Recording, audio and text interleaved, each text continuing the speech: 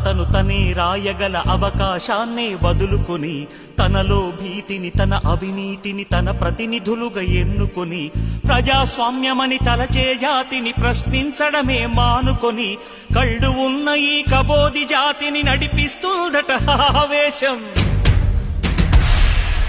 ఆ హక్కేదో తనకే ఉందని శాసిస్తుందట అధికారం. కృష్ణుడు లేని కురుక్షేత్రమున సాగే ఈ ఘోరం చితి మంటల సింధూరం. చూస్తూ ఇంకా నిదురిస్తావా విశాల భారతమా, ఓ విషాద భారతమా.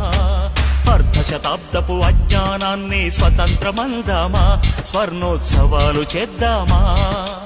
ఆత్మ వినాశపు అరాజకాన్ని స్వరాజ్యమందామా, దానికి సలాము చేద్దామా.